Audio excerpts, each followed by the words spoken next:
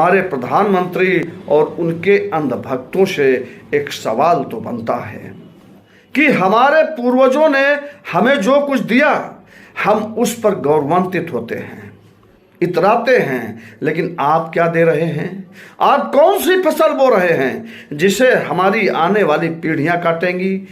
आप मंदिर बनवा रहे हैं, नफरत और हिंसा के साथ साथ अंधविश्वास के बीज बो रहे हैं जो भविष्य में समूची मानवता को शर्मसार कर देगा, क्योंकि आपकी बोई हुई फसल देश को तबाही की आग में झोंक देगी।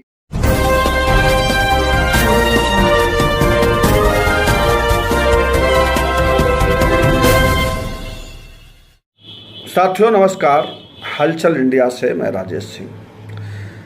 चंद्रयान 3 की सफलतापूर्वक लैंडिंग पर समूचा देश गदगद है।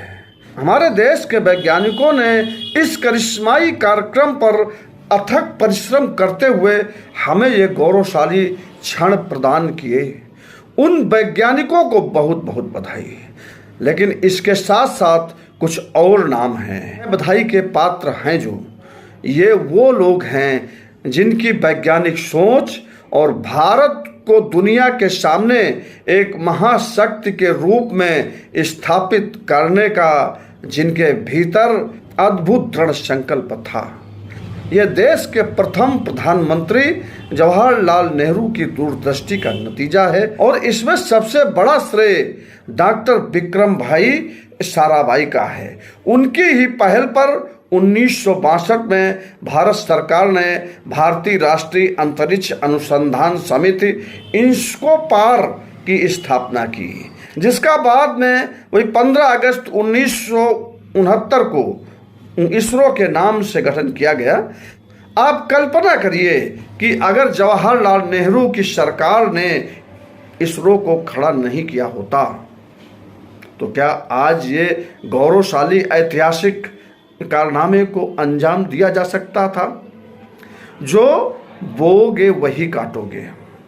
आज हमारे वर्तमान प्रधानमंत्री नरेंद्र मोदी जी इस उपलब्धि का श्रेय लेने के लिए इस तरह लालायित दिखे कि सीधे इसरो पर ही उसकी वेबसाइट पर उपलब्ध हो गए।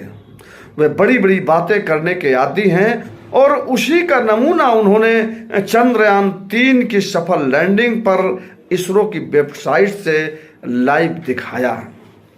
नेहरू को पानी पी पी कर गाली देने वाले, हर पल उनकी गलतियों की दुहाई देने वाले हमारे प्रधानमंत्री और उनके अंधभक्तों से एक सवाल तो बनता है कि हमारे पूर्वजों ने हमें जो कुछ दिया हम उस पर गौरवान्वित होते हैं, इतराते हैं, लेकिन आप क्या दे रहे हैं?